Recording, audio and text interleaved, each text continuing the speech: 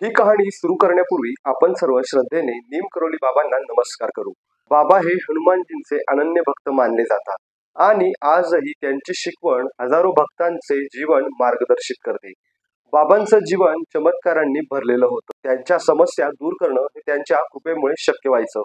नीमकरोली बाबांबद्दलची सर्व कहाणी आपण या व्हिडिओच्या माध्यमातून पाहणार आहोत। नमस्कार, मी तुषार आणि तुम्ही पाहत आहात तुमचं आवडतं YouTube चॅनल जय हिंद जय महाराष्ट्र। नीमकरोली बाबांचं खरं नाव लक्ष्मीनारायण शर्मा होतं। त्यांच्या वडिलांचं नाव दुर्गाप्रसाद शर्मा होतं। अवघ्या 17व्या वर्षी त्यांना आध्यात्मिक ज्ञान प्राप्त झालं होतं आणि त्यांनी आपलं घर त्यागून संन्यास घेतला। त्यांच्या तपश्चर्येचा प्रवास उत्तर भारतातून सुरू झाला। वेगवेगळ्या भागांमध्ये त्यांना वेगवेगळ्या नावांनी ओळखलं जायचं। तलैया बाबा, लक्ष्मणदास आणि शेवटी नीमकरोली बाबा। एकदा गुजरातच्या मोरबी जवळ तप करत असताना त्यांना तलैया बाबा असं नाव मिळालं। उत्तराखंड मध्ये भवाली जवळ एका घाटीवर त्यांनी एका व्यक्तीला नावाने बोलवलं जो त्यांना अजिबात ओळखत नव्हता। या व्यक्तीचं नाव पूरण होतं। तो आश्चर्यचकित झाला की आपलं नाव या अनोळखी बाबांना कसं माहिती। बाबा त्याला म्हणाले की मी तुला अनेक जन्मांपासून ओळखतो। त्यानंतर बाबांनी त्याला जेवणाची विनंती केली आणि पूरणच्या आईने घरातील डाळ रोटी त्यांना अर्पण केली। जेवणानंतर बाबा काही लोकांना घेऊन जंगलात गेले आणि विशिष्ट ठिकाणी खोदकाम करायला सांगितलं। तेव्हा एक गुप्त गुहा सापडली ज्यात धुनी चालू होती आणि जवळच चिमटा होता। या गोष्टींनी गावकरी थक्क झाले। बाबा म्हणाले इथेच हनुमानजी बसतील। त्यांनी नदीचं पाणी आणून त्या जागेचं शुद्धीकरण केलं आणि कुटी उभारली। ही जागा पुढे कैचीधाम म्हणून प्रसिद्ध झाली। कैचीधामच्या नावामागे एक कारण आहे। तिथला रस्ता 2 तीव्र वळणांचा आहे जो कात्यांसारखा दिसतो। बाबांनी आपल्या आयुष्यात हनुमानाची 108 मंदिरं बांधली। एकदा ते फर्स्ट क्लास डब्यात तिकीट न घेता चढले होते। तिकीट निरीक्षकाने त्यांना उतरवलं आणि नीमकरोली या रेल्वे स्थानकावर बाबा बसले।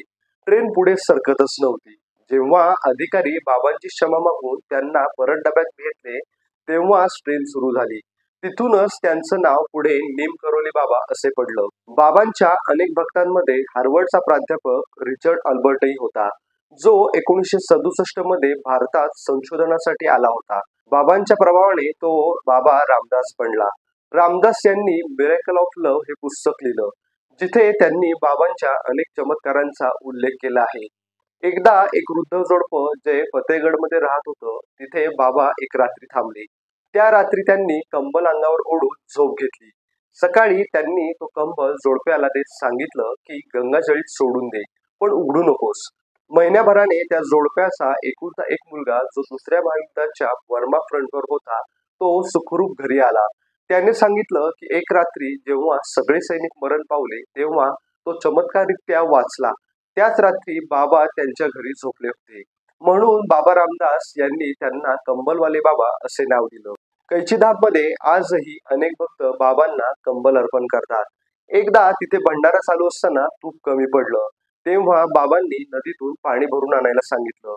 जेव्हा ते पाणी कढईत टाकलं त्याचं रूपांतर तेलात झालं। आणखी एकदा त्यांनी एका खारट पाण्याच्या विहिरीचे पाणी गोड केले होते जे लोकांच्या उपयोगासाठी योग्य झालं होतं। हनुमान नगरीत मंदिराचं काम सुरू असताना पावसामुळे काम थांबलं होतं। तेव्हाही बाबांनी अगदी चमत्कारित्या सामर्थ्य वापरून पाऊस थांबवला होता। असंही सांगितलं जातं की एकदा पूजेसाठी माचीस विसरली गेली तेव्हा बाबांनी फक्त दिव्यांना हात लावला आणि ते दिवे आपोआप पेटले होते। 11 सप्टेंबर 1973 रोजी वृंदावन मध्ये त्यांची तब्येत अचानक खालावली। डॉक्टरांनी ऑक्सिजन लावायला सांगितलं पण बाबांनी त्यास नकार दिला। त्यांनी तुलसी आणि गंगाजल घेतलं आणि शांतपणे आपला देह ठेवला। त्यांच्या भक्तांमध्ये Virat Kohli, Steve Jobs, Mark Zuckerberg आणि जुलिया रॉबर्ट यांसारखे जागतिक नामवंत लोकही आहेत। असं मानलं जातं की कैचीधामात जाऊन त्यांचं जीवनच बदललं। आजही बाबा नीमकरोली यांची कृपा अनेक भक्तांनी अनुभवली आहे। त्यांच्या चरणी कृतज्ञतेने नतमस्तक होऊन म्हणूया जय श्रीराम जय हनुमान। बाबा नीमकरोली यांची कहाणी तुम्हाला कशी वाटली हे कमेंट मध्ये नक्की कळवा आणि अशाच माहितीपूर्ण व्हिडिओंसाठी जय हिंद जय महाराष्ट्र या आपल्या आवडत्या YouTube चॅनलला सबस्क्राईब करा। जय हिंद जय महाराष्ट्र।